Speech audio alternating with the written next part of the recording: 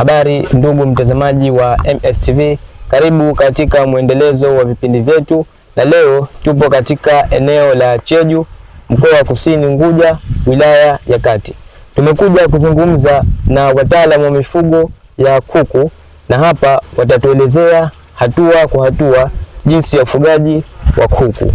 Na kusihi ndugu mtazamaji, ungana nasi mwanzo hadi mwisho wa kipindi chetu. Naomba utaje jina lako na sehemu ambayo unatoka. Kwa jina naitwa Ibrahim Kombo Haji. Ni mwanafunzi ambaye nimegraduate katika kozi ya mifugo kwenye katika chuo cha Suza, kampasi ya Kizimbani, Zanzibar. Nipo hapa kama daktari wa mifugo katika taasisi ya MS Agricultural Service. Lengo kubwa ni kuja kujipatia elimu, lakini pia na mimi kueneza elimu kutokana na fani yangu ya udaktari kwa vijana ambao tunamaliza kwenye kozi za kilimo pamoja na mifugo. Okay, tumeona hapa kuna mifugo ya kuku. Kwa hiyo nataka utuelezee hatua kwa hatua jinsi ya kufuga hawa kuku, kuanzia hatua mwanzo mpaka hatua mwisho.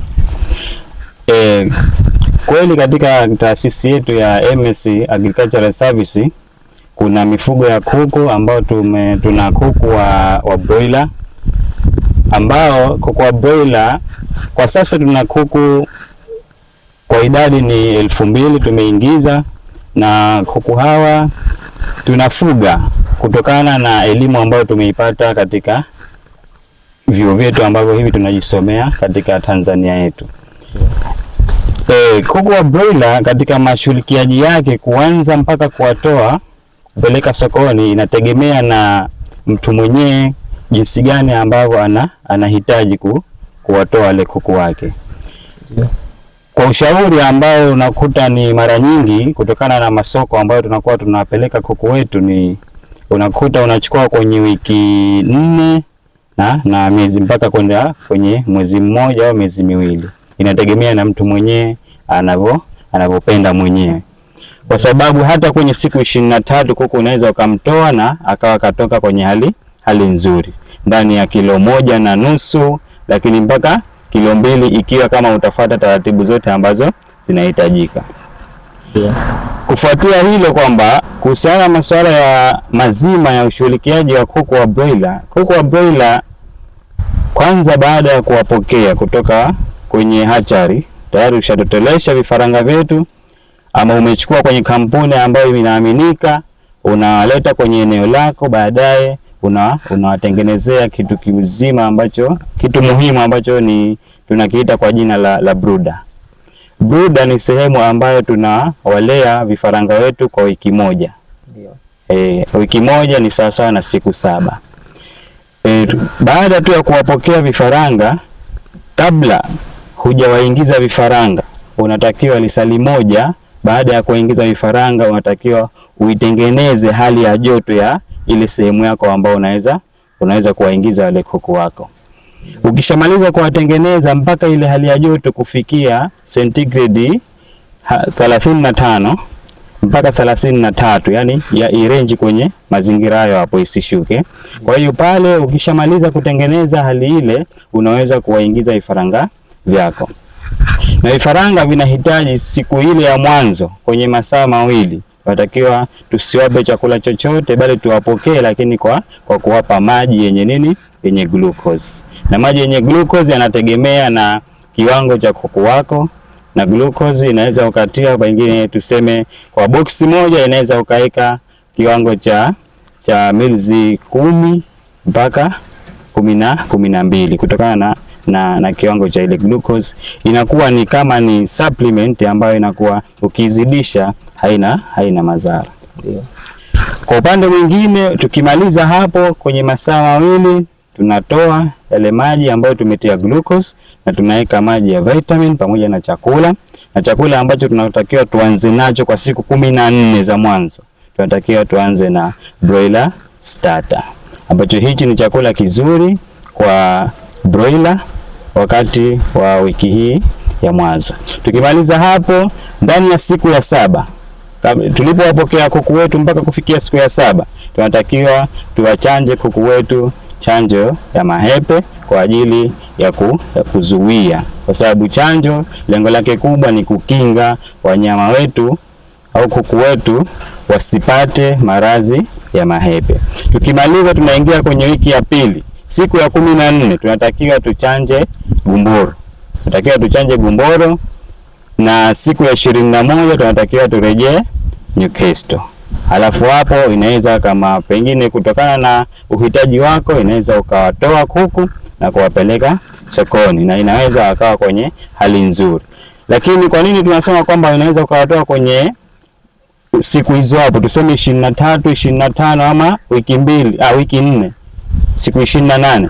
Basi inategemea na malisho ambayo unawapa wale kuku wetu. Huku wiki ya pili, baada ya siku 14 tunawapatia chakula cha grower kwa wiki 1. Halafu tunamalizia na chakula cha starter, na chakula cha starter kinategemea na kwamba wewe unahitaji kuwatoa kwa muda gani. Kwa hiyo kama utawapa kwa grower kwa wiki 1 na wiki 2 za mwanzo ambapo umewapa starter, itakuwa ni jumla ya wiki 3. Kwa hiyo ukitaka kutoa kwenye siku 23, kwa hiyo utahesabu wiki 3 zina siku 21, siku 2 utamalizia na ile finisher.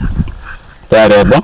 Kwa hiyo ukimalizia na finisher, au kama itaenda pengine kwenye wiki 2 za mbele, inakuwa haina tatizo. Ni wewe mwenyewe kama unaamua kwamba kuwapa finisher kwenye wiki 1 au wiki 2, inategemea na wewe mwenyewe. Na tukishamaliza kuweka vitamin, kwamba tushatoa glucose, tunaweka vitamin ambayo ile mara nyingi tunakuwa tunashauriwa tuweke vitamin ambayo ndani yake ina antibiotic kwa ajili ya kama pengine kuna matatizo pengine wamekuja nayo ya maradhi ya bakteria, protozoa na mengine, inakuwa ni nzuri kwa ajili ya kukinga yale maradhi wasipate wale kuku wetu. Lakini pia tunashauriwa kutumia dawa ya uharo ambayo ni Amprolium, hata kama hatujaona ile saini ya uharo. Kwa nini? Kwa sababu Amprolium iko vizuri sana kwa ajili ya kukinga yale maradhi, lakini pia ni nzuri kwa ajili ya kutibu yale maradhi. Kwa hiyo ili kuhakikisha kwamba wewe unakuja kuvuna kuku ambao wako kwenye kiwango kizuri, basi lazima ujue kupambana na yale maradhi kabla ya kuingia kwenye banda lako. Tukimaliza hapo, ndio tunaendelea na mfumo mzima wa kuwapa booster. Na booster hii ni kwa ajili ya kwamba ilivyokuwa ni kuku tunawatoa ndani ya muda mfupi, basi tunahitaji kwamba tutoe kuku ambaye yupo kwenye kiwango kizuri. Ili kuku atoke kwenye kiwango kizuri, tuna chakula pamoja na hizi supplement ambazo tunawapatia. Na supplement ambazo ni nzuri, tunakuta kuna Daddy Booster, lakini pia inaweza ukatumia Bro Boost.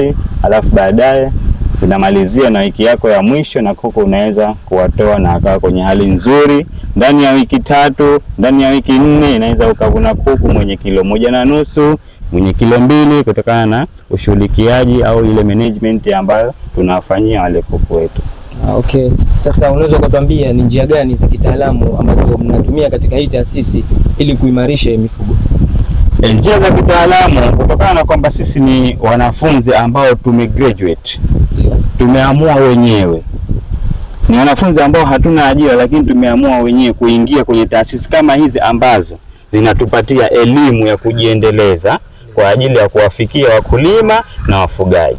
Lengo kubwa ni kwamba fursa kama hii ya kwamba unaendeleza kitu ambacho umeenda kukisoma kutoka kwenye chuo ambacho wewe mwenyewe umeenda kukichagua kukisoma, basi inakuwa inamjenga yule mtu ambaye kaenda kusoma kujiendeleza na ile elimu ambayo kaipata. Sasa mambo makubwa ambayo yanatufanya sisi kwamba tuonekane kwamba kwa nini, kwa sababu mtu lazima atajiuliza, kwa nini unaweza ukavuna kuku mwezi mmoja? Tayari hapo yani wanaweza kuona kwamba sio jambo la kawaida.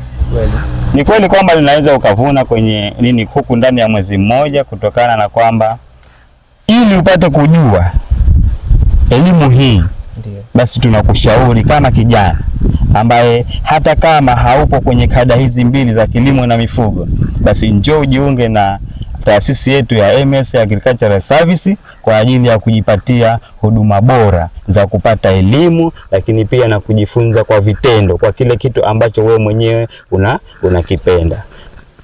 Okay. kuna watu wengi ambao wanajishughulisha na hii mifugo ya kuku, lakini bado wapo, tuseme wao labda wapo vijijini au hawana elimu ya kutosha. Je, unawashauri nini hao watu?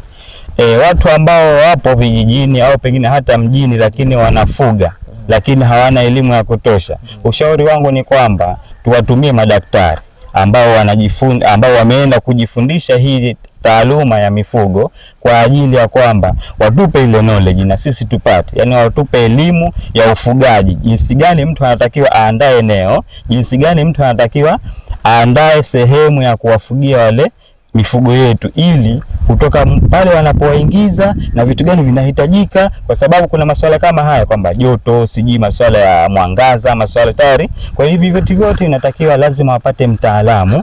Mtaalamu ndio atakayekusaidia. Hata kama wewe mwenyewe unataka kujiendeleza mwenyewe, lakini lazima upate nini? Upate elimu kwanza ndio wewe mwenyewe ujiendeleze. Lakini pia hapa kuna siri kubwa ya mafanikio. Siri kubwa ya mafanikio ni kwamba wewe ambaye unafuga bila kujua kwamba unafuga yani hutumii ile taaluma ya mifugo, unakuta mara nyingi kitu ambacho kinakuwa ni sababu ya mtu kufeli ni kwa sababu hatufati utaratibu wa ufugaji. Kwa nini tunasema kwamba hatufati utaratibu wa ufugaji? Hatufati utaratibu wa ufugaji kwa sababu tunakuwa hatuna ile desturi ya kutumia chanjo, pengine tuseme masuala mazima ya masuala ya ushauri wa daktari kwamba tumia chanjo fulani kwa muda fulani, tunakuwa hatufati. Na ndio maana, na kwa nini hatufati? Kwa sababu hatuna taaluma na hivi vitu. Kwa hiyo muhimu ni kwamba itabidi tufanye hii desturi ya kujiunga na taasisi kama hizi ambazo zipo kwenye Tanzania yetu kwa ajili ya kutupatia elimu ili tuweze kufuga kitaalamu na sisi tufaidike kama ambavyo wataalamu wanavyofaidika na hii mifugo.